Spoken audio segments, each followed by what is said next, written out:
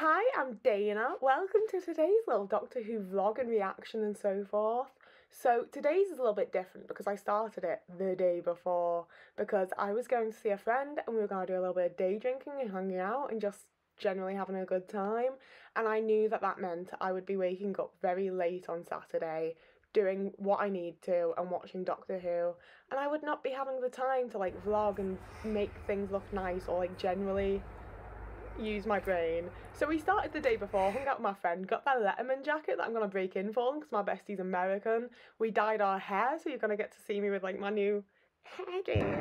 And I got an Uber home, and like I say, I passed out and that was that. And then here's the next day, Doctor Who day, where I cleaned and tidied and did all the stuff that you usually see, but in this vlog did it all much quicker, and while also feeling like I might throw up / pass out / cry at any given moment. Like, it was one of those where I spent the whole day feeling like absolute crap, and then about an hour before Doctor Who was on, I was like, actually, I feel great now. I'm so like over my hangover and prepared for this show. And then I actually watched it and was like, oh, I'm not prepared. Like, did y'all, obviously, I would assume if you're listening / watching this, you did watch the episode, and oh my god, guys, like, there's a whole reaction at the end. I've also just noticed there's a lot of this video where I just wasn't in it, but yeah, I'm just doing my bits. But and as much as there are like my thoughts and reactions at the end, as always, I am not over that episode. I don't think I will ever be over that episode. I didn't feel like Doctor Who needed to make a comeback. I feel like Doctor Who has been a good show the entire time, apart from when Stephen Moffat was writing it, quite frankly. Like, I didn't feel like Doctor Who needed a comeback. But at the same time, having watched these specials, I'm like, oh my god, Doctor Who has made such a comeback. Like, like, I got the most, like, this is Doctor Who at its best, this is Doctor Who of my childhood during series 11 and 12. They were like, they're my favourite seasons of Doctor Who. I will say it, I don't care. They are the best seasons of Doctor Who in my opinion. They're my favourite ones. They're the ones that felt the most like Doctor Who of my childhood, but like as an adult, where I was genuinely like paying attention to things in a different way and like understanding more and so on and so forth. You know, it's just different to watch things as an adult, and especially when you rewatch the things of your childhood and they don't feel the same. Series 11 and 12 do, and so did these specials. Like, it was gonna feel like that anyway because it's David Tennant and Catherine Tate, but oh my god, they did it perfectly to like bring back everything we loved while also like getting rid of the stuff that was like surplus or not as great, while also like adding so much new stuff. It was just perfect. So let's get into it. Let's get to the reactions. Here you go. Through Christmas with BBC iPlayer. That was close.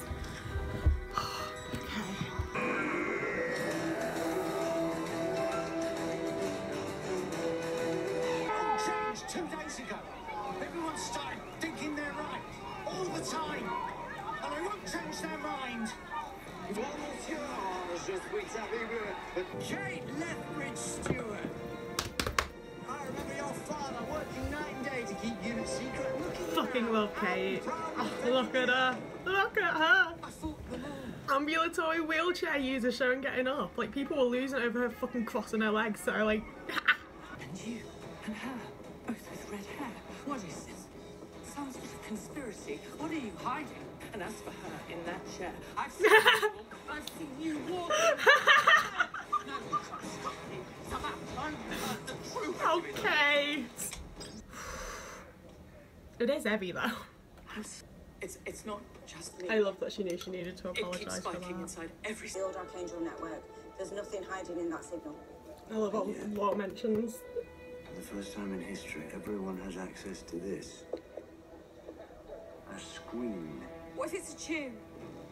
What?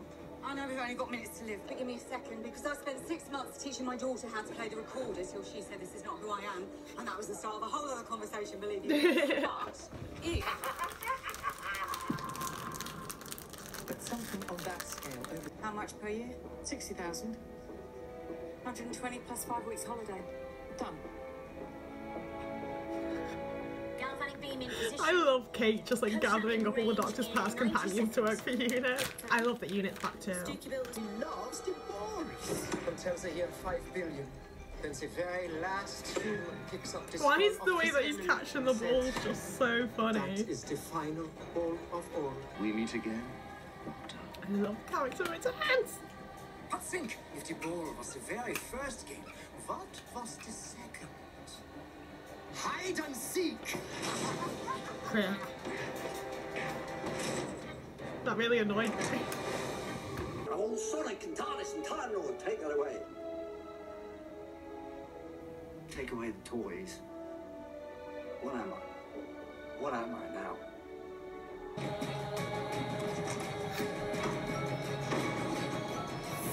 Dickhead, why would you do that? I came back to the shop because I couldn't stop hearing it. The giggle. Fuck, that shit's so creepy. I love how much weird shit they've done with David Tennant's face in these few specials. Just kick it, Donna. Like, come on. You're just a doll. Like, literally, Donna, just boot No, it. Sticky Barbie's weak. Sticky Barbie's It's like a foot tall, just fucking kick it. I don't like it. Should have done that way sooner.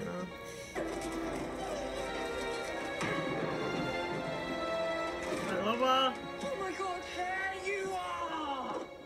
What?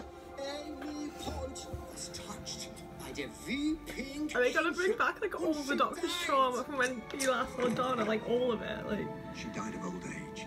Well, that's all right then. And then he was meeting Clara. oh my god. There's gonna be a Yaz mention, guys. Killed There was, in fact, not a Yaz mention. By a bird. She still survives in her last second of life. Well, that's all right then. Her consciousness survives. Oh, well, that's all right then. Oh, Doctor. No Yaz. Was killing everything. Is all of this true? I challenge you to a game. No Yaz then. Then let's make it 2023. Lame ass. Well, now it's on, like, shit. But the universe is not binary, far from it. There is order and chaos, and there is play. What's that? Spice Girls. Could you turn it off, please? Who is that? It's me. Oh, I think he's here. Sad and low, we will take you where you gotta go. Smiling, dancing, everything is free. All you need is positivity.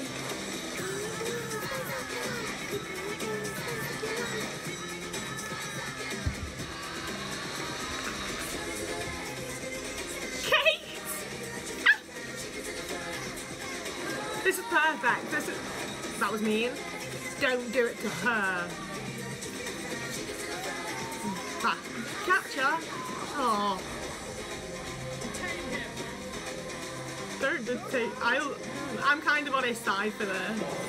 Ah, that was so fun. Ooh. Yeah. I loved each and every fucking millisecond of that. That was perfect and flawless. I love that they did it. I loved that. Who is he? We can be celestial. The Time Lord and the Toymaker. Infinite games. That was beautiful. We could be celestial. And yet,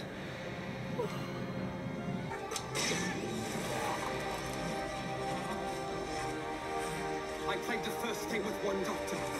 I played the second game with this Doctor. Therefore, your own rules have decreed I play the third game with the next Doctor.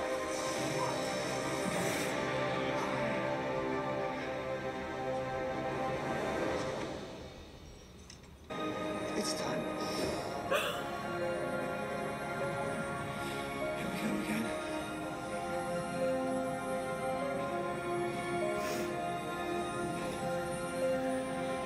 See?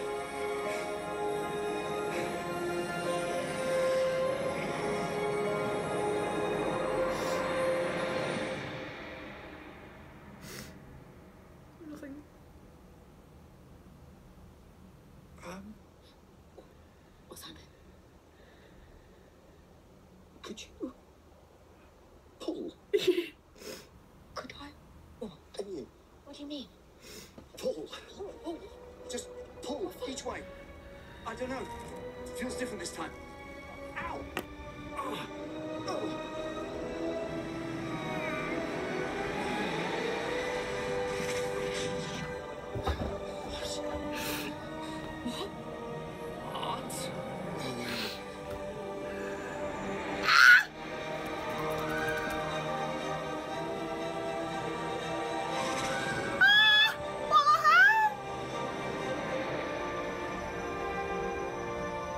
You're me. Not me. I think you're really, really me. I am completely me. Don't you stand it? Push. Push. Does this work? I don't know.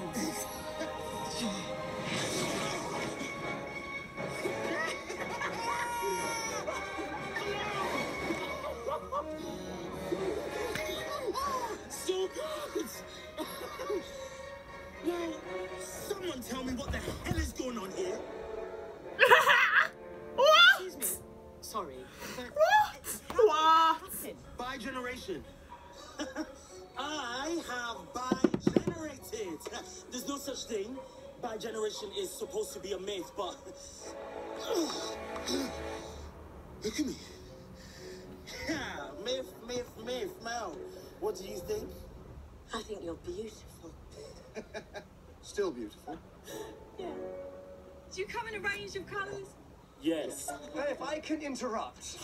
Behold the game of the Time Lords. A dummy who dies, and doubles, and dies, and doubles. I could play this for 100 years. I'll have vast meadows of doctors dying over and over again, and I'll never get bored, because I challenge you to a game.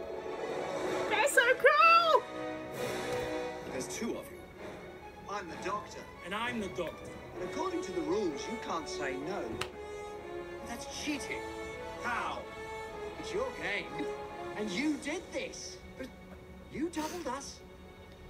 Also, God bless whoever in BBC's costuming department saw Shooty Gatler's legs and were like, yeah. Oh my God, they're gonna box him up like Drop Dead Fred. I love that. Drop Dead Fred him.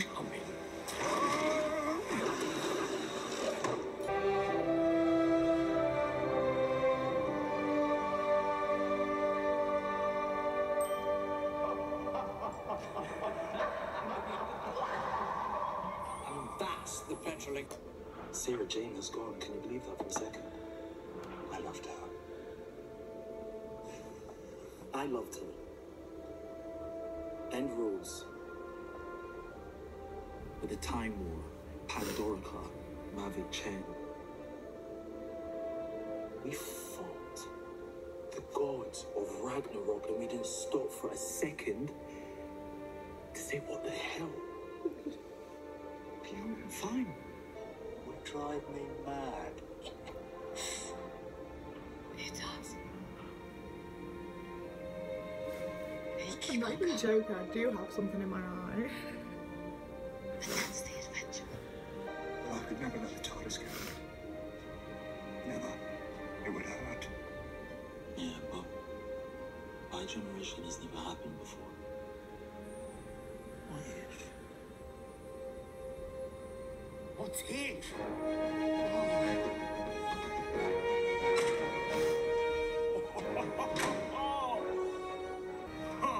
Ah, come on. Wish me luck. What for? We won the game. Get a prize, honey. Here is mine. I love it. Oh. I am so sorry. That is completely nuts. You're the old man. You're older than me. Actually, that is true. He's younger because you came after him, so you're the older doctor. Okay, kid. I love you. Get out. I'm not doing that again. Sorry, the door was open. You don't mind? Oh, you're all family, darling. Sit down. Did you? Yes. house where you are, with my best friend, my brother-in-law, the evil stepmother, Oh, I have barely begun. and mad Auntie Mel. Mad Auntie Mel. Mad Auntie Mel. I like that. And Grandad, where is he? Oh, he's off shooting moles. Don't worry, I gave the moles a force field. I love the moles. You love the moles? I love them. But here we are. Grandad and all. Who'd have thought? I ended up with a family. Oh my God, I got it wrong.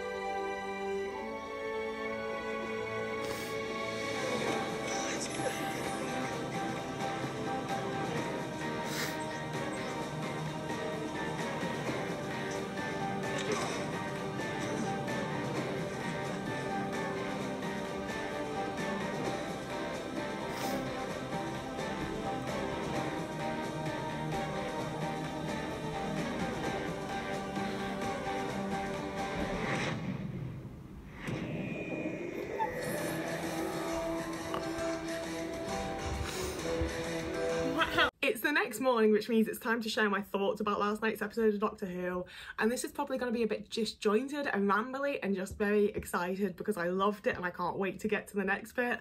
But focusing on this, hi Oakman. Okay, so first off, the general thing of like the giggle being in the TV reminded me a lot of the whole thing when Rose loses her face back in The Idiot's Lantern back in season 2, but obviously it's not the same thing and there's other stuff going on, but it was just sort of reminiscent. I enjoyed that personally.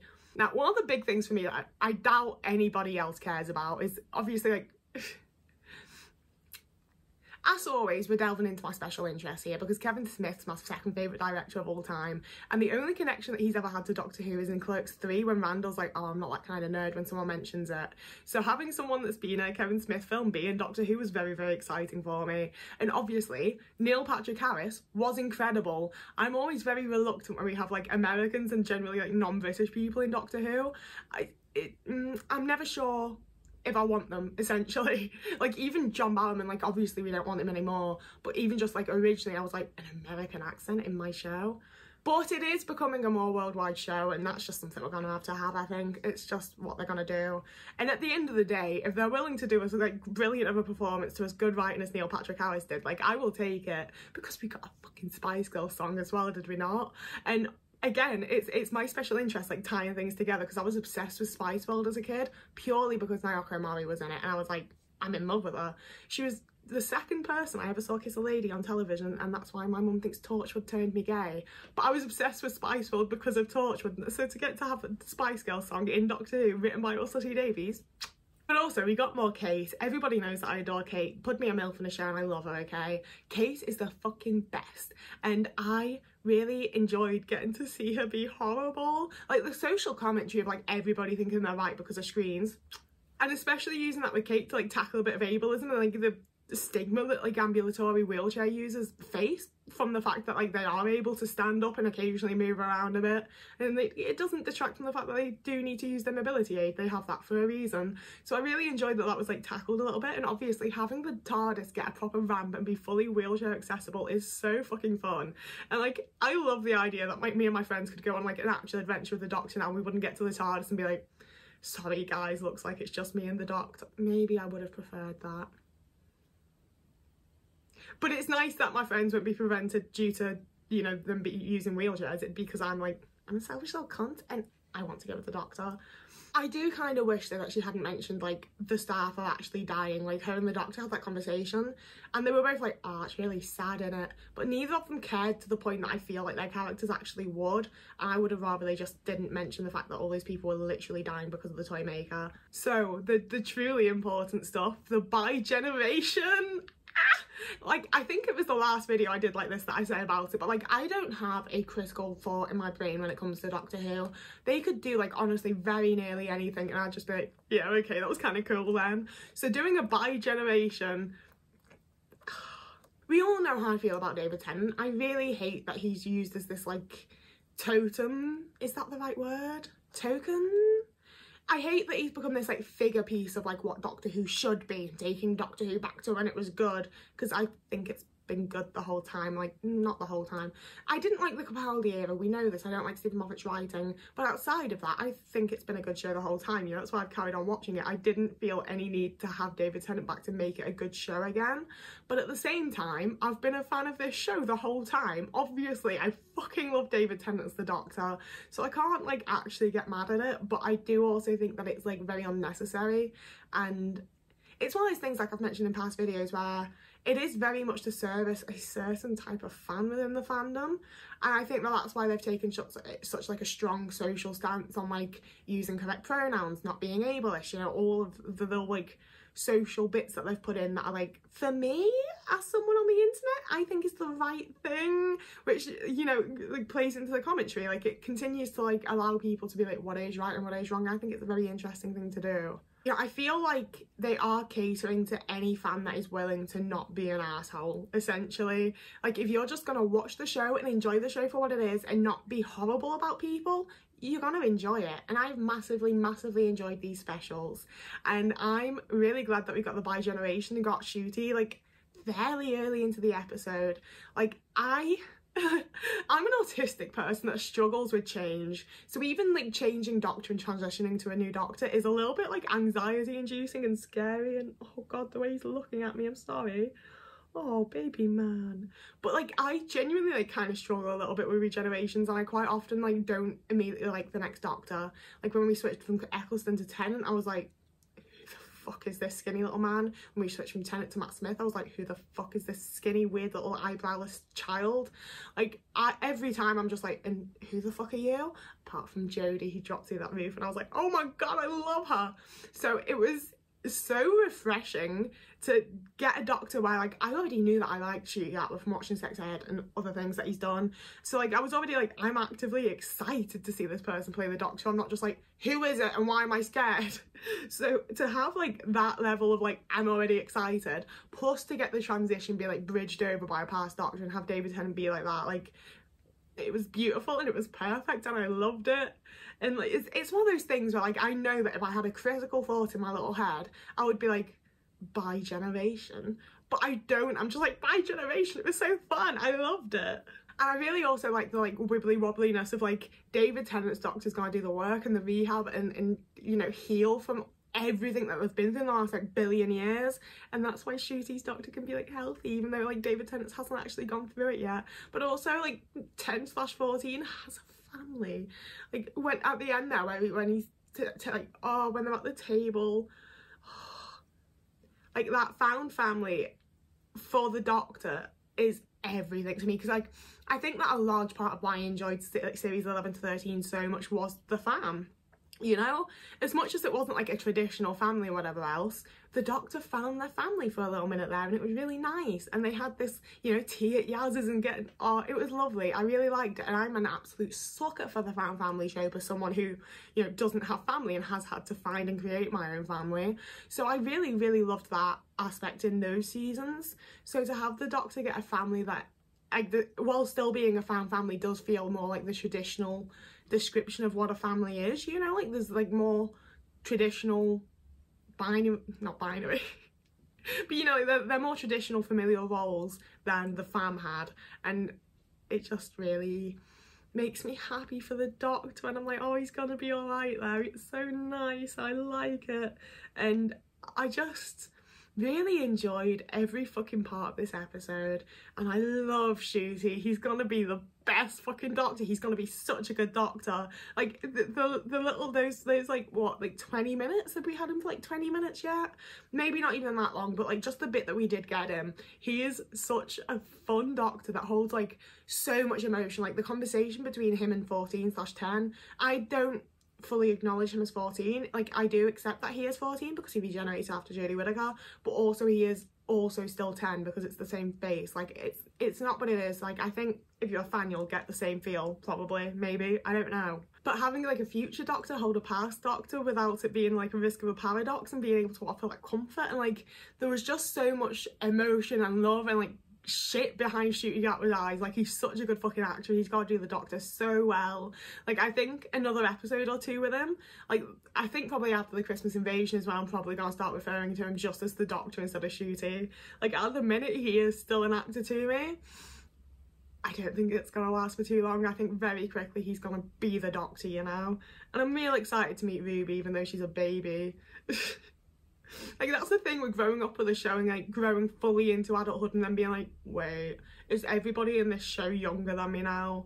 Like, I was sat here as like a 12-year-old being like, one day I'm going to be like Rose Tyler, and now I'm significantly older than Rose Tyler was. It's fucked. I also really loved that they haven't killed off Wilf. Obviously Bernard passed, and that's very, very, very, very fucking sad. And I love that Wilf's just off shooting the moles. I love that like Bernard and Wilf both get to like live on within the Doctor Who universe, and he's just like out there doing his thing. It was so lovely. Yeah, they're my thoughts. All in all, I'd say this episode was a 10 out of 10, but I would say that about every episode since season 10, so do what you will with that. As always, I post on Thursdays and Sundays. I post nearly daily on TikTok. I occasionally post over on Twitter and Instagram.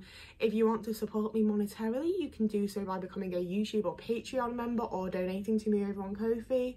But neither's necessary. You don't have to do it in a cost of living crisis. No one's got cash, and if you haven't got it, don't skint yourself, you know, it's all good. I don't think anybody's going to. I'm always like, don't make yourself broke for me. No one was going to. But all the same, if you were considering it, don't. I say it every time, but asking for money is just always going to make me feel awkward and a bit weird. But like, if you want it and you've got it and you would like me to have it, we'd all like that. But for now, for me and little Oatman here. Also, does everyone know that he's called Otis after like Otis from Sex Education? Because I was like, oh my god, I'm Dana and Gillian Anderson's Gillian Anderson and also Otis's mum, and I'm Dana here being Otis's mum. So now my son's best friend is the Doctor. That's just how it be. So whoever you are and wherever you are, I hope you're having a lovely morning, evening, day, afternoon, week, month, year, and I will see you again in a couple of days.